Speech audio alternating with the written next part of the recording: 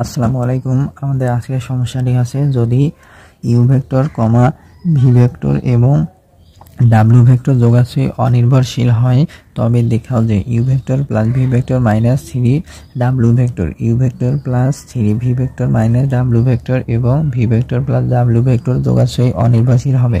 তাহলে আমরা যদি প্রশ্নটি একটু ভালোভাবে দেখি যে এখানে বলা আছে ইউ ভেক্টর ভি ভেক্টর এবং ডাব্লিউ ভেক্টর হবে যোগাশ্রয়ী অনির্ভরশীল, ইউ ভেক্টর ভি ভেক্টর ডাব্লিউ ভেক্টর হবে যোগাশ্রয়ী অনির্ভরশীল হলে আমরা প্রমাণ করব যে u vector plus v vector minus 3 ডাব্লিউ vector, u vector plus 3 v vector minus ডাব্লিউ ভেক্টর এবং ইউ ভেক্টর প্লাস ডাব্লিউ ভেক্টর যোগাশ্রয়ী নির্ভরশীল হবে। তাহলে আমরা জানি যে একটা ভেক্টর কখন যোগাশ্রয়ী নির্ভরশীল হয়। আমরা প্রথমে এই সমীকরণ জোটটাকে ইসালন আকারে প্রকাশ করে নেব। লাস্টে ইসালন আকারে প্রকাশ করানোর পরে আমরা যদি দেখি যে এখানে আমাদের যে সমীকরণ জোটের অশূন্য সমাধান বিদ্যমান থাকে, সমীকরণ জোটের যদি অশূন্য সমাধান বিদ্যমান থাকে তাহলে প্রদত্ত ভেক্টরদ্বয় যোগাশ্রয়ী নির্ভরশীল হবে। তাহলে আমরা এটিকে যোগাশ্রয়ী নির্ভরশীল, আমরা এই অংশটুকু যোগাশ্রয়ী নির্ভরশীল প্রমাণের জন্য আমরা প্রথমে ধরি নেব যে ধরি এক্স ইন্টু, তাহলে আমরা একটা স্কেলার গুণিতক এক্স লিখলাম, এই এক্স এর সাথে আমরা এই অংশটুকু গুণ দেব x into u vector plus v vector minus 3 ডাব্লিউ ভেক্টর, এরপরে আমি প্লাস দিব, এরপরে ওয়াই এর সাথে আমি এই অংশটুকু গুণ দেব y into u vector plus 3 v vector minus ডাব্লিউ ভেক্টর, এরপরে আমি এখানে প্লাস দিব। এরপরে আমরা আর একটা স্কেলার গুণিতক নেব জেড, ওই জেডকে গুণ দেব আমরা ভি ভেক্টর প্লাস ডাব্লিউ ভেক্টর দ্বারা, z into v vector plus ডাব্লিউ ভেক্টর ইকুয়াল। আর আমাদের এখানে এদের যে স্কেলার গুণিতকগুলো আছে, যে স্কেলার গুণিতকের সাথে আমরা একটা ভেক্টর গুণিতক নিলাম, আবার একটা স্কেলারের সাথে একটা ভেক্টর নিলাম, একটা স্কেলারের সাথে একটা ভেক্টর নিয়ে যোগ আকারে লিখলাম, আর এদের যোগফলটা সব সময় আমাদের একটা জিরো ভেক্টর হবে। মানে হচ্ছে আমরা এখানে কি করলাম যে আমরা যদি যোগাশ্রয়ী নির্ভরশীল নাকি অনির্ভরশীল এটি প্রমাণ করতে যাই তাহলে আমরা প্রথমে একটা স্কেলার নেব, এই স্কেলারের সাথে এইখানকার একটা ভেক্টর গুণ করব, এরপর এখানে যোগ দেব, আবার একটা স্কেলারের সাথে একটা ভেক্টর গুণ করব, তারপরে আবার এখানে যোগ দেব, এরপরে আমরা আরেকটা স্কেলারের সাথে এই ভেক্টরটা যোগ আকারে লিখব। তাহলে এদের যে যোগফলটা হবে, এদের যোগফলটা সব সময় আমাদের এখানে জিরো ভেক্টর হবে। আর আমরা এখানে লিখে দেব যে আমরা যে এক্স ওয়াই জেড ব্যবহার করছি, এক্স ওয়াই জেড হচ্ছে স্কেলার,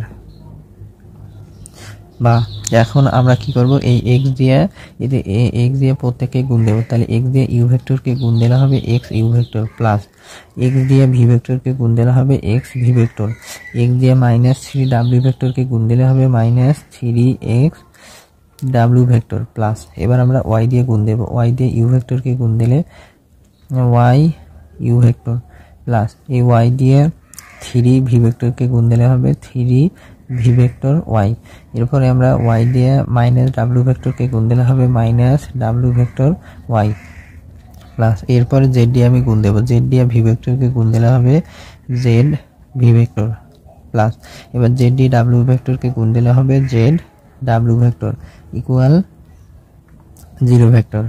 বা তাহলে আমরা এখন যে ইউ ভেক্টর ভি ভেক্টর এবং ডাব্লিউ ভেক্টরগুলো যেখানে যেখানে আছে যে মানে মিল আছে আমরা সেগুলো এখন কমন নেব। তাহলে আমরা যদি কমন নেই তাহলে আমরা একটু ভালোভাবে দেখব যে আমাদের ইউ ভেক্টর কোথায় আছে, এই যে এখানে আছে এক্স ইউ ভেক্টর আর এখানে আছে হলো আমার ওয়াই ইউ ভেক্টর, তাহলে এই দুইটার মাঝে আমাদের ইউ ভেক্টর কমন যাবে, তাহলে ইউ ভেক্টর কমন নিলে থাকবে হলো আমার এক্স প্লাস ওয়াই।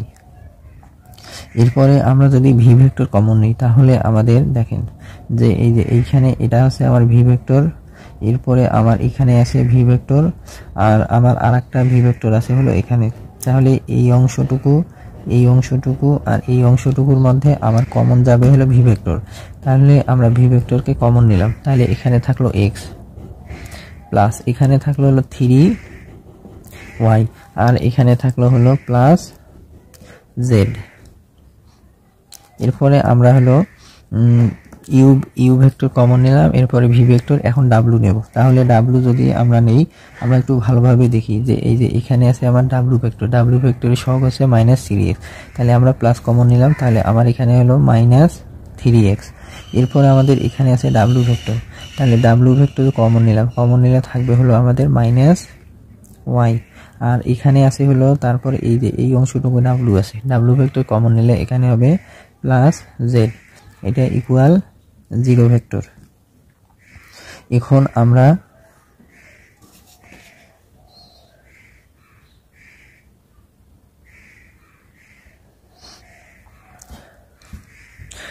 আমরা একটি লাইন লিখব, যে সেই লাইনটি আছে যে যেহেতু আমাদের প্রশ্নে বলা আছে ইউ ভেক্টর ভি ভেক্টর ডাব্লিউ ভেক্টর যোগাশ্রী অনির্ভরশীল, যেহেতু ইউ ভেক্টর ভি ভেক্টর এবং ডাব্লিউ ভেক্টর দ্বয়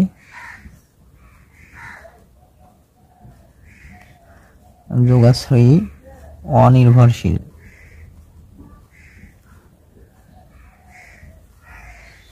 সেহেতু তাহলে আমরা এখন এখানে একটা লাইন লিখলাম যে যেহেতু ইউ ভেক্টর ভি ভেক্টর এবং ডাব্লিউ ভেক্টর যোগাশ্রয়ী অনির্ভরশীল, সেহেতু আচ্ছা যোগাশ্রয়ী অনির্ভরশীল হলে এদের স্কেলার গুণিতকগুলা 0 হবে।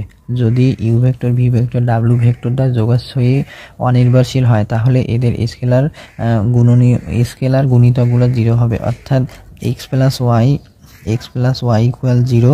এরপর এখানে আছে x plus 3y plus z, x plus 3y plus z equal 0 হবে, এবং এরপরে আছে হলো আমাদের এখানে minus 3x minus y plus z, minus 3x minus y plus z equal 0।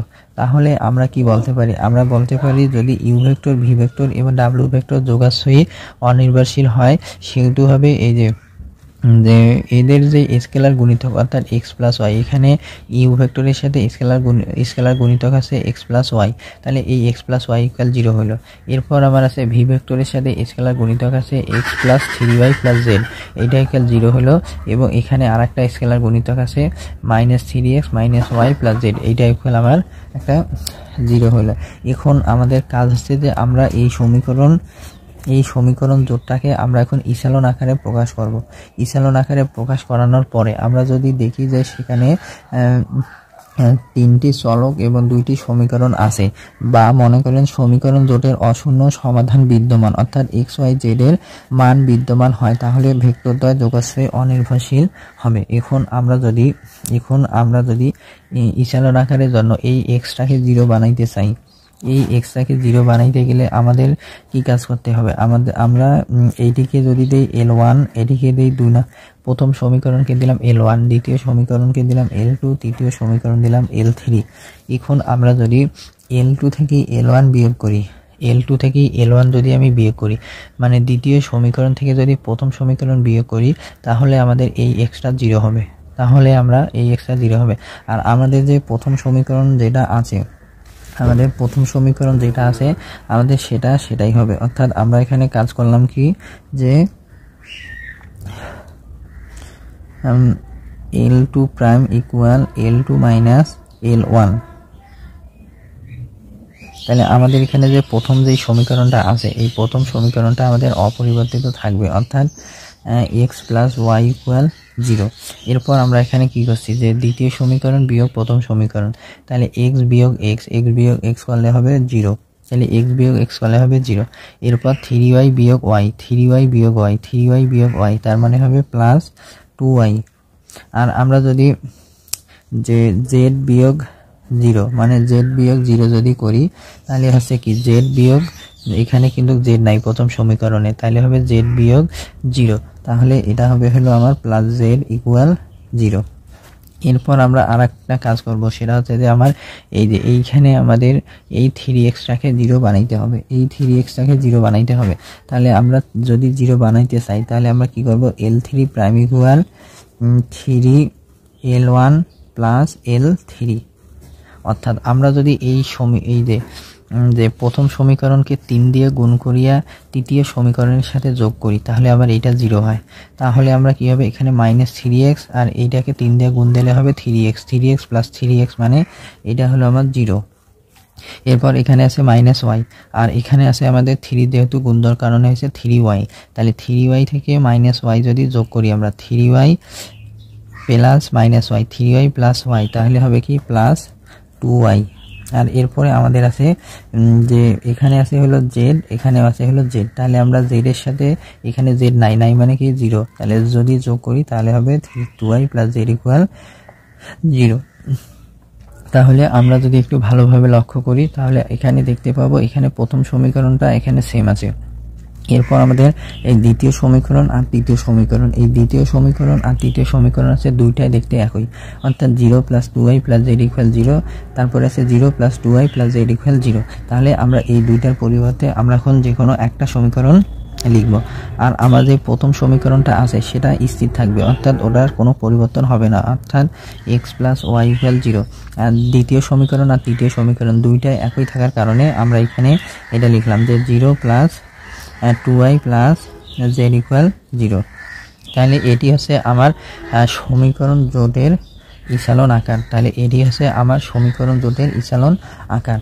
তাহলে আমরা যদি দেখি যে এখানে আমাদের সমীকরণ আছে হলো একটা দুইটা, সমীকরণ আছে একটা দুইটা, আর চলক আছে আমাদের x y z।